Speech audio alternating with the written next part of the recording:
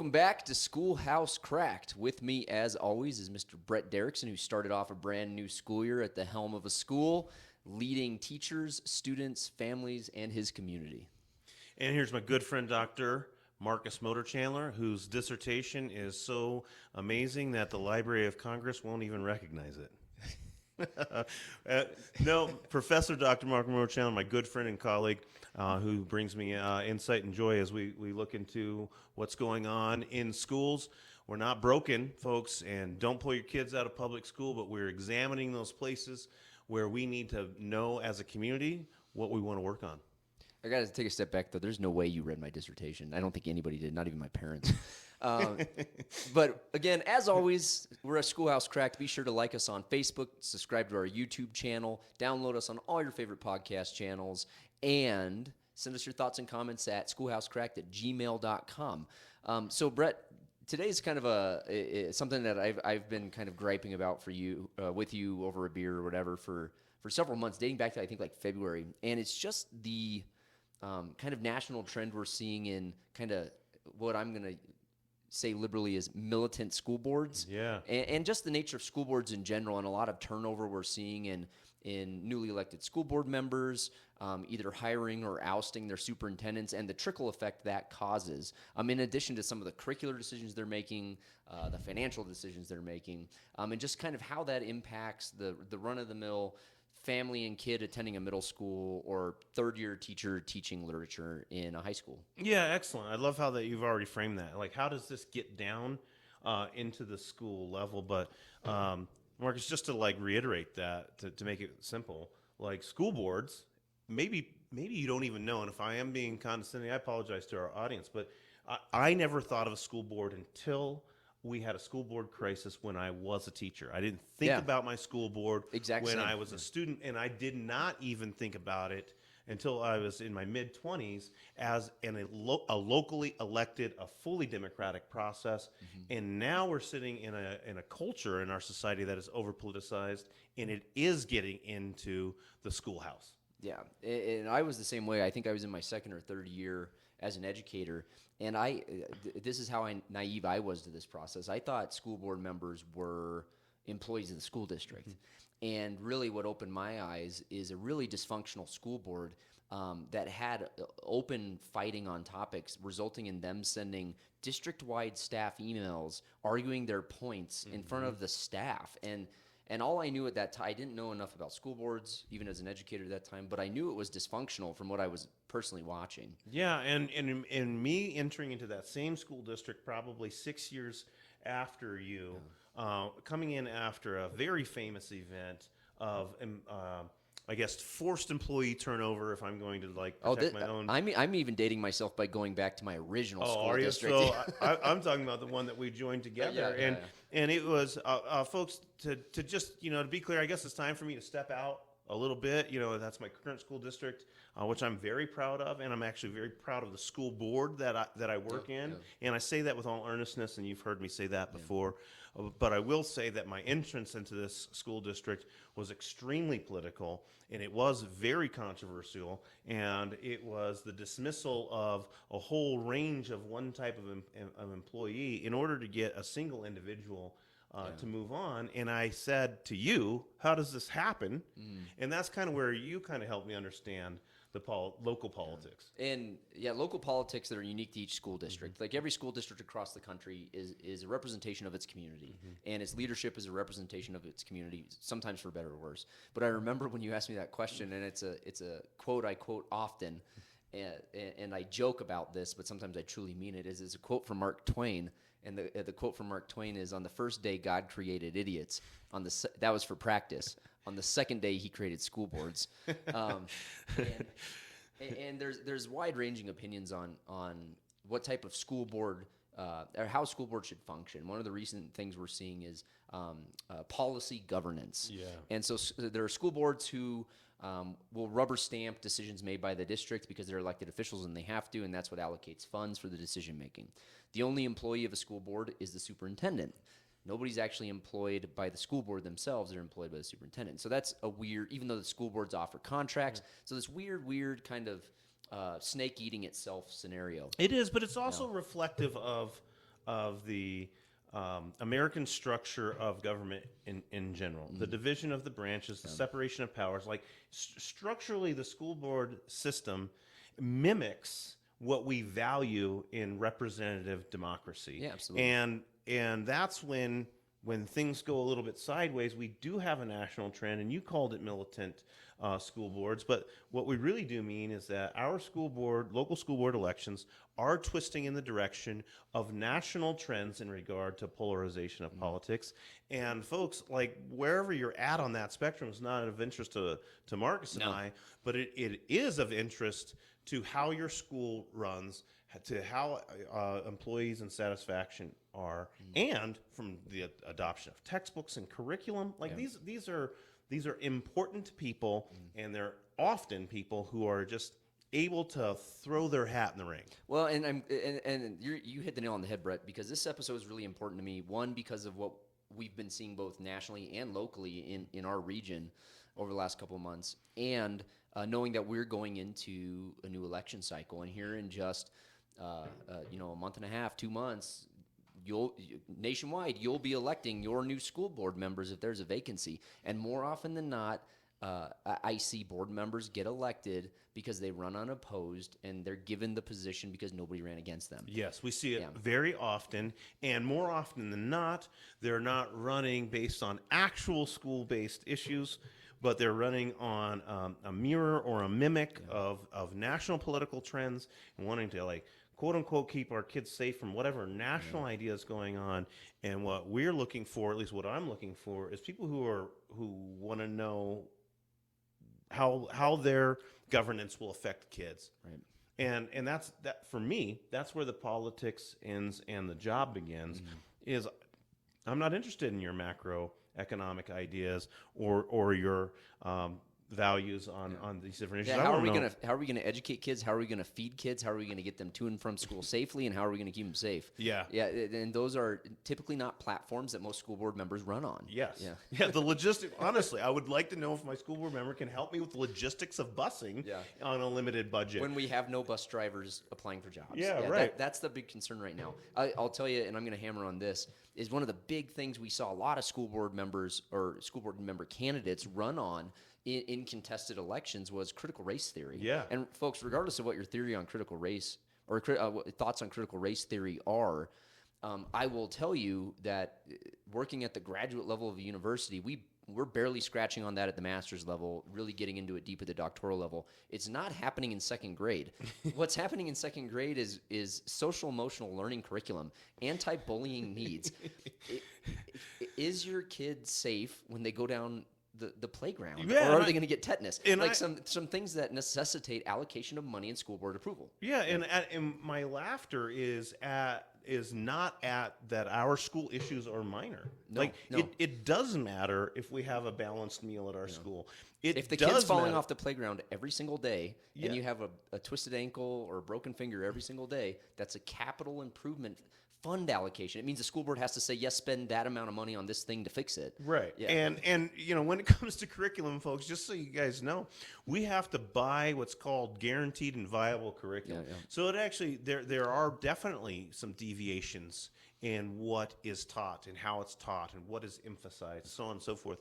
But there's not a textbook company on the planet that can operate at a profit if it's not hitting the middle of the road. Yeah. So I promise you, critical race theory and some of these things, and that's just one example. As a textbook maker, you're cutting in your profit margin. Right. Yeah. So the simple point is that these larger political issues that we perceive or don't perceive as eroding at our national values are really not being played out in your schools. Find out who in your community is willing to do the legwork so that they'll be in school buildings maybe during the day and talk to teachers. Yeah, absolutely. Find out who really can help you with logistics. Find out who is smart enough to understand budgets and find out how they can get money from the community in addition to the state, in addition to federal grants. Find people who really can get things done for your kids and drop the hullabaloo of politics. And that's one of the things I think I've seen recently within our region, folks, and I won't get into the details, but we had in our region 2 very large school districts that had brand new school boards, and they kind of ousted two well-respected, pretty well-established, very thoughtful, community-minded, community-oriented leaders over COVID response. And so I would say, regardless of how you thought schools handled COVID, did we do it well sometimes? Absolutely. Did we do it poorly sometimes? Absolutely. There was no playbook for it. But all over, community engagement, looking at diversity and COVID response, and now that we're we're still dealing with some COVID things in schools, obviously, but as we're kind of coming out of COVID, the school board officials who ran on a platform of masks in schools now have nothing of substance to offer in a school board meeting. And so I would say this is a call to action, folks. Like, if you've got thoughts on how your school district should be run, that's beyond a single stump issue, that's who your school district needs. Well, and just to keep with this specific context, Marcus, if you think that your school board has a political agenda on masks or not masks, it doesn't. That political agenda either trickles down from a radical governor or a lame duck, like in our case, or their response to local governance themselves. Yeah. Like our county was the knowledgeable authority on masks or not masks in regard to schools. Our school board reacted logistically. Yeah. And so if you want to improve those bigger issues, simply find out what they do and don't do. Go to a school board meeting. Like, yes, I'll tell you they're not fun. No. But that's where the work happens. No, it's not. It's nuts and bolts. It's glad handing. Yeah. And after the glad handing and the incessant complimenting folks, if you're upset about every kid gets an award kind of, go to a school board meeting. Yeah, go to a school board meeting for Pete's sake. But at the end of the day, though, they do their business and they present their business in front of the public, and then you'll know exactly what they're talking about and what they're doing. At the very least, you can look at the minutes and figure out what was on the agenda and at least what is being prioritized or not being prioritized. On the upside, this is what I'll say. I do work in a school district that has a highly functioning school board. And so how does that happen? How do we go from me entering to a school district and turning to my friend and saying, hey, what's going on? What the hell's going on? Yeah, what's going on in this area? Because I live a little bit out of it. To me saying to him at another one of our bar table discussions, hey, man, I disagree. I love our school board, and here's why. Well, it comes down essentially to people. And our school board members are people from our community, and they're people who have had children. Kids that have gone through the system or in the system. Children of difficulty going through our schools, and they were parents who were involved in the schools, and they're not light on teachers, but they also understand the value of teachers. Yeah. And that's something I appreciated. When you're a principal, when you're a high school principal, and when you're in administration or doing district work, you inevitably interact with school board members. Or if you're a teacher and you have them in your classroom, sometimes you're going to get an email, things like that. The things I always appreciated most about board members were the folks who had the experience of being involved in the school district. They were not an outside observer, Monday morning quarterbacking leadership decisions. Yeah. They were folks who spent time to learn the issues and wanted to maybe tackle it from a different lens. And some of the greatest work I've seen in every district I've been in that school board members initiated and tackled as a school board started with them just seeing something from a different perspective than we were seeing, and posing the question, sometimes posing a hard question, and then letting us get to the work of trying to tackle it. Yeah, absolutely. Yeah. With that being said, I'm just going to go back to my original point. If your school board member wants to talk national politics, give them the stiff arm. If they want to talk about what's going on, at the very least, no matter what their position is, if they want to talk about what's going on in your school district, then go ahead and bring them into the fold, because even if they have an opinion on significant issues, let's say curriculum and instruction, that differs from you, if they really care about the local issues, then they will be somebody who's a friend of change or understanding. They'll ask the correct questions. Yeah, absolutely. Like period. But this is what I'll say about my last significant piece on this, is that school board members are the most democratic, the most influenced of all our representatives and representative governments. So first of all, they probably live near you. Yeah, in some cases next door. Yeah. So they're or sometimes they are you. Yes, yeah, they're in the grocery store. You can talk to them. You can share your thoughts with them. You can attend school board meetings just like senators and representatives get to attend congressional hearings. You can go right in and be vocalized. Yeah, and make public comment. Yes, so, you can absolutely you can be involved. So if you don't have the time to be a school board member, the one thing about it is knowing who you elect, and also then holding them to what matters as things ebb and flow. I might think you would be an amazing school board member until the rubber hits the road on an issue that impacts schools and we don't agree. Then I at least, different than when you vote in a national political election, I don't have to write a letter or send an email into the ether hoping that it influences a representative. Yeah. I can actually go to a school board member. So folks, this is like the absolute most exciting way to exercise your influence in democracy. Well, and so I want to tell a brief story about that. So one of my previous school districts got a new superintendent. That superintendent was the impetus of a lot of turnover. And so when we talk about school boards making decisions that have impacts down to the classroom, down to the kid, down to the teacher, brand new school board was elected.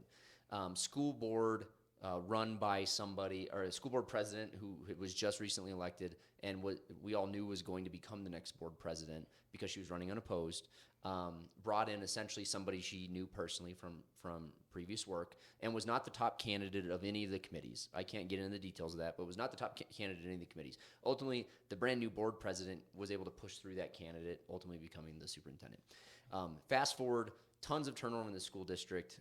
If you read the news, they'll say typical turnover, but it's not. It's actually exponentially higher as a percentage. Tons of turnover in leadership. New school board and new school board elections coming up, and a board vacancy and potentially 2 board vacancies. And so now you start to see the community starting to ask questions of what the hell's going on? Why is my favorite 3rd grade teacher both of my kids had gone? Why is the middle school principal that turned my kid's life around gone? And getting engaged. And so they started off by asking questions, showing up to board meetings and engaging in public comment, asking challenging questions of the school board. And then the school board has to address that in one fashion or another. In some cases, the school board doesn't address it, which is very telling. That speaks volumes as well. And so in that case, that's fomented a bit of a turnover in a board member for whatever reason, and a board vacancy. And so it started off with asking good questions at the board meetings. And now some of those people who were asking good questions gaining some notoriety amongst their peers as somebody who is asking good questions, challenging the school district and wants to improve, who inevitably those people are now going to run for those vacancies. And those are the people that I'd encourage you, if you're one of those people at home, whether you're a teacher who lives in that school district, obviously there's some restrictions there. If you live in the district and you work in the district, then you can't be on the board necessarily, depending on your state. But if you're one of those people who you're asking challenging questions at your school district and people are respecting you for asking those challenging questions, you're probably the person who needs to be running for school board. Absolutely. Yeah. And just to say this, if you're one of the millions and millions of subscribers and viewers to our podcast, I think we're in the billions now, Brett. No, but if you're listening right now, then maybe that's you. If you care enough to wonder about what's in the cracks of the schoolhouse, then maybe you need to get in there and investigate it. I do want to just say to you, that was the most eloquent description of a non-specific thing that I almost forgot what you were talking about, even though I know exactly what you're talking about. So kudos to you, man. Well done. Oh, yeah. When you know people in situations, you have to be mindful and respectful of their situations. But it's a shit show. It's a damn shit show. Absolutely it is.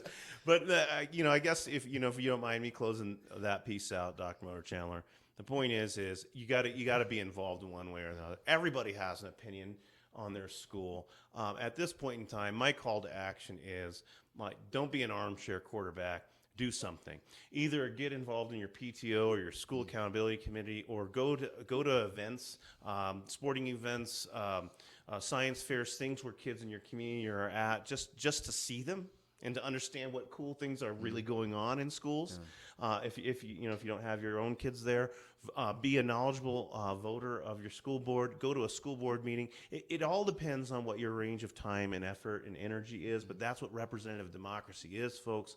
So please quit complaining about schools and ask yourself, okay, yes, the schoolhouse is cracked. What am I doing to investigate? What am I doing to be a part of its repair? And how does that impact the life of a kid in that second grade classroom? Yeah. Not how is it impacting my political agenda? Yeah, absolutely. And we've both been fortunate to work with folks who don't have that ideology, and occasionally we have. And so again, if you take anything away from this, folks, teachers, parents, board elections are coming up very quickly. Your ability to announce your candidacy is coming up. Either it's currently open or it's about to open. Announce your candidacy. Don't leave voters with one schmuck of a candidate. Make the voters make a tough decision because this is representative of your community. And if there's challenging community issues, the community is going to vote for the person they think is going to tackle them the best, as opposed to voting for the person they have to vote for. So get out there, get your name on a ballot, show up to the meetings. As always, thank you for tuning in to Schoolhouse Cracked. With me, as always, is Mr. Brett Derickson, fan of board members. Yes, and Dr. Motor Chandler, inherent skeptic of all things, including school boards. Be sure to like us on Facebook, subscribe to our YouTube channel, download us on all your favorite podcast channels, and send us your thoughts at schoolhousecracked@gmail.com. If you decide to run for a school board, or if you're trying to encourage somebody else who's going to, send us your thoughts. Yeah. Right. And just know that we have billions and billions of viewers, but we still have room for you or one more. Send this out to a friend.